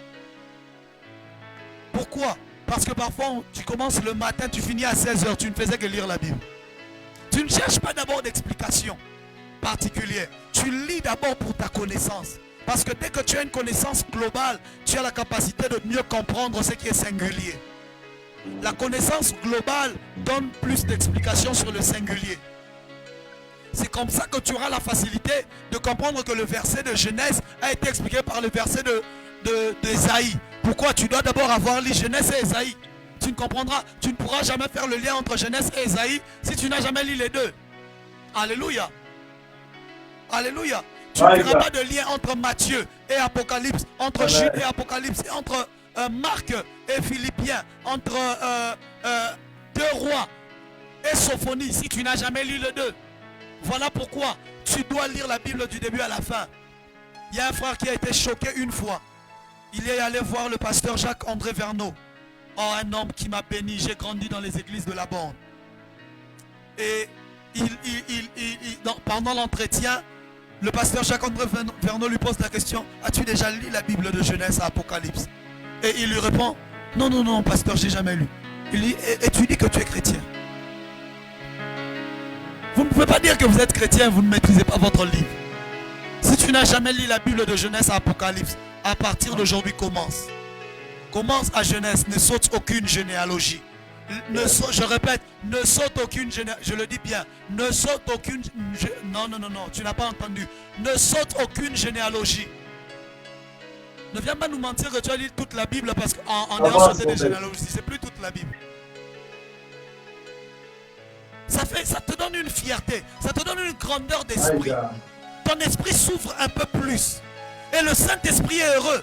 Il est écrit: n'attristez pas l'esprit, c'est-à-dire c'est possible de réjouir l'esprit. Et il est réjoui lorsque vous étudiez la parole de Dieu. C'est comme ça que juste lire la Bible, quand tu lis la Bible, le Saint-Esprit est heureux. Il y a des choses qu'il te demande, que tu lui demandes, qu'il te donne plus facilement parce que tu l'as réjoui. Il est réjoui juste parce qu'il faut que tu lis la Bible du début à la fin. Alléluia. Oh, je sens que les gens sont bénis par cet enseignement. Les gens sont restés. Amen. Alléluia. Alléluia. C'est pour vous dire quoi? Les gens ont entendu trop de prédications, mais ils n'ont pas entendu des choses qui vont leur permettre de comprendre plus les paroles de leur Messie. Alléluia. Et c'est de ça dont on a besoin. Des enseignements qui nous permettent de comprendre les Écritures. C'est pour ça que je suis en train d'enseigner actuellement sur explorer les événements du passé, du présent et de l'avenir sur les prophéties bibliques. D'ailleurs, je continue demain à 10h30 sur notre page Facebook. Explorer les prophéties du passé, du présent et de l'avenir sur les prophéties bibliques. Désolé. Ça n'a rien à voir d'une prédication. C'est un enseignement terrible dans les Écritures, dans les événements, dans le passé, dans le présent. On explore l'histoire, on explore les Écritures. C'était fort dimanche passé. Il n'y avait pas de réma, il n'y avait que la connaissance. C'était fort. Alors sois là si tu as le temps. Alléluia. Donc voilà un peu. Maîtrise les Écritures. Ta force sera dans les Écritures. Ta puissance sera dans les Écritures. Devant la tentation, tu parleras les Écritures. Dans les visions, ce sont les Écritures qui te donneront la compréhension des visions. Les gens ont des visions qui ne comprennent pas. Je te donne le secret, tu ne comprends pas tes visions parce que tu ne lis pas la Bible. L'explication de tes visions se cache dans la compréhension des Écritures et dans la lecture et la méditation des Écritures. Alléluia. Voilà pourquoi Joseph explique le songe de Pharaon. Mais il ne l'explique que par rapport à la vie de son père Jacob. 7 années de vaches maigres, 7 années de vaches... Cette vache maigre, cette vache grasse. Lui il dit 7 années de bénédiction, 7 années de misère. Ça vient d'où? Ça vient des 7 ans qu'il a passé en train de travailler pour Rachel, alors qu'au final on lui donne Léa. Et ensuite il est obligé de travailler 7 ans, encore 14 ans. Ça vient de là que Joseph a tiré. Le songe de l'échanson du panetier, ça vient d'où? De la vie de son père. Lorsque vous comprenez ces choses, vous comprenez que les explications des visions ne viennent que de la parole. Voilà pourquoi Joseph, ça lui venait de la vie de son père. Nous, ça nous vient donc des Écritures, de la vie de nos pères, de la vie de nos patriarches. C'est de là que nous vient la compréhension des Écritures. Alléluia. Alléluia. Donc, méditons les Écritures, étudions les Écritures. Sois un amoureux de la parole de Dieu. Quand tu entends quelqu'un enseigner la parole, sois là, écoute l'enseignement. Quand tu es toi-même à la maison, lis la Bible. Lis la Bible. Tu as lu trop de livres. Le problème quand tu lis un livre, le livre c'est déjà une explication d'une parole. Et d'ailleurs peut-être tu tombes, et toi tu n'aimes que des livres des expériences des gens.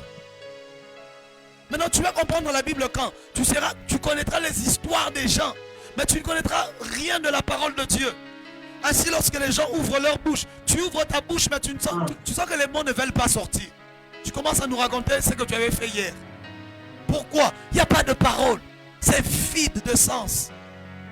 Alléluia. Alléluia. Et ceux qui se croient amis de la Bible sont ceux-là qui inventent des révélations farfelues, qui viennent de nulle part. Ça fait mal à la tête. Vous posez la question, mais ça sort d'où ça? Pourquoi? Parce qu'il n'a pas voulu lire la Bible. Il a essayé de copier ce que quelqu'un avait dit et ensuite il a mal copié. Il a oublié ce qui expliquait le reste et puis c'est fini. Alléluia. Le plus grand danger de contrôle C, c'est quand ton C ne fonctionne pas. Tu fais CTRL V, tu copies le vide.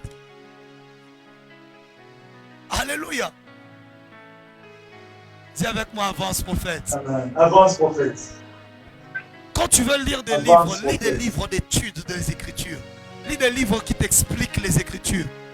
Qu'est-ce qui fait que tu aies envie de me suivre? C'est que moi j'ai eu à suivre des gens ennuyeux.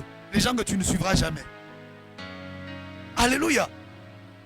C'est ça que les gens ne comprennent pas. Suis celui-là qui est ennuyeux là. Avec des explications. Il te donne des dates et des je ne sais pas quoi. Tu te dis, Seigneur, moi je veux faire quoi avec ça? Tu lis. C'est ça qu'il faut suivre. Les livres là qui commencent à t'expliquer. Voyez les livres là qui ont beaucoup de versets comme ça. C'est ça qu'il faut lire. Je vous recommande un très bel auteur parce que lui il appelle ses livres des cahiers d'études. Alfred Cohen. Un très bel auteur, un très bel enseignant. Il n'y aura pas les... c'est que toi tu aimes sentir là quand tu lis les livres. Il n'y en aura pas. Mais tu sortiras avec la connaissance. Alléluia. Alléluia. Et de là, toi tu pourras découler la révélation. Que Dieu vous bénisse abondamment. C'était pour vous le prophète Ézéchiel. Merci pour l'invitation encore. Power Chapel Ministries. Je dis merci à l'homme de Dieu Arnold Zozo. Merci à toute l'équipe qui travaille avec lui. Merci à l'homme de Dieu Kevin Kamate. Depuis Kinshasa, j'imagine là où il est. Merci à vous tous et ciao, ciao. Wow. Avant que le prophète ne parte, on va peut-être lui demander de prier et de nous bénir encore une fois.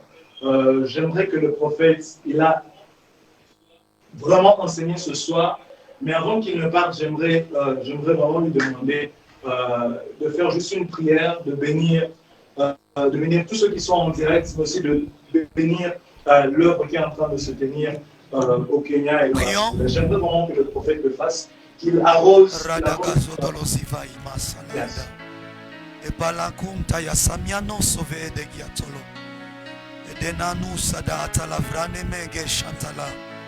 Inalunante hevegi ataluze hevede plantuko ntokodosiata teke atio pianalute fede atia magas adondo baladaya sodelegeve raganomo tegedianta la davaseve badala zuza la magasiato.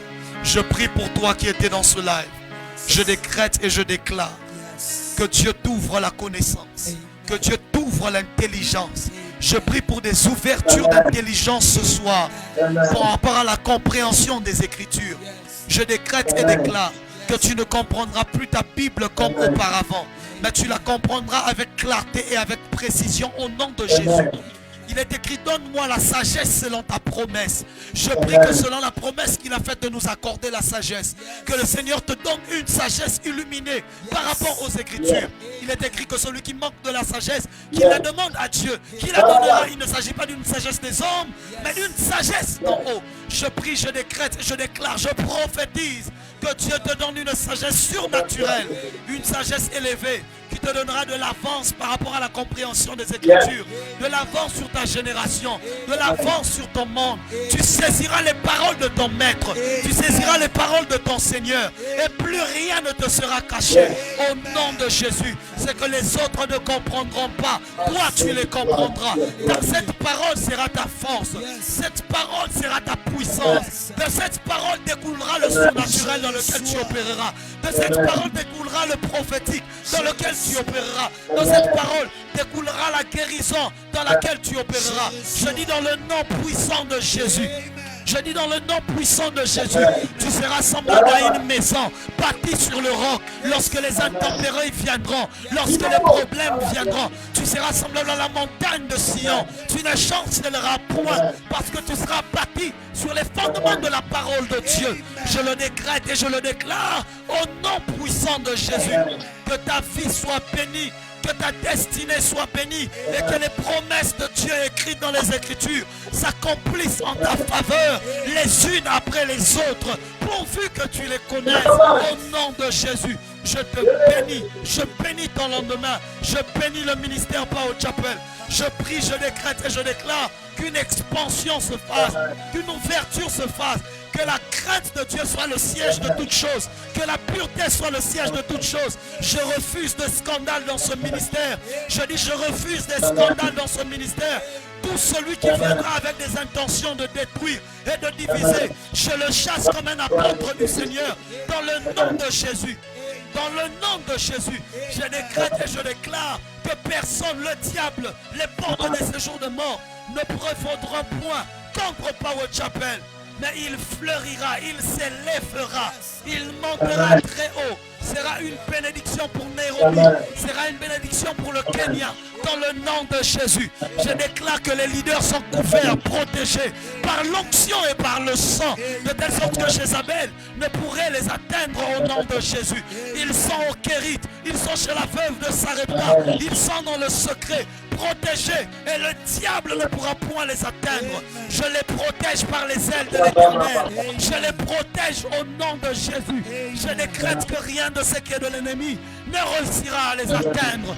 Marasout élevé, et que Prunda Yassadi, et Talasose, Masla de Bakaniato, Maneshi de l'Atea, qui a Paruna Azeve, Siabanto Logosi de là, et que Paluda Yassiama, qui a l'Odobosa, et qu'après cette saison, et qu'après ce temps de confinement, qu'une expansion soit constatée.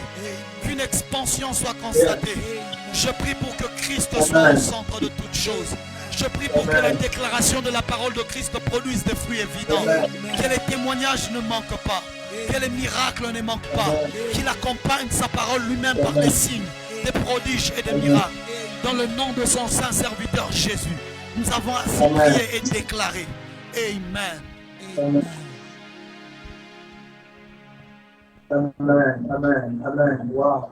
Amen, amen. Est-ce que tu peux célébrer le Seigneur? Est-ce que tu peux célébrer le Seigneur?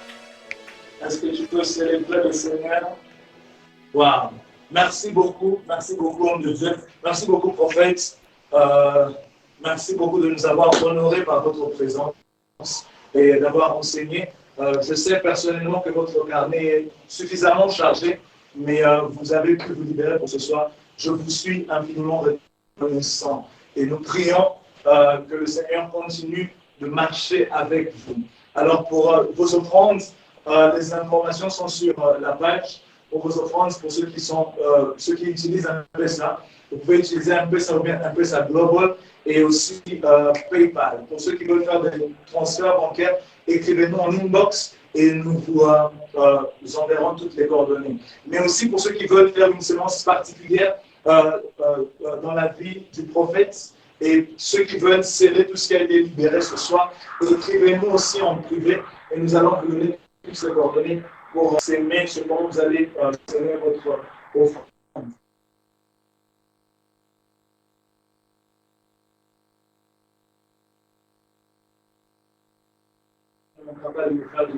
Shalom.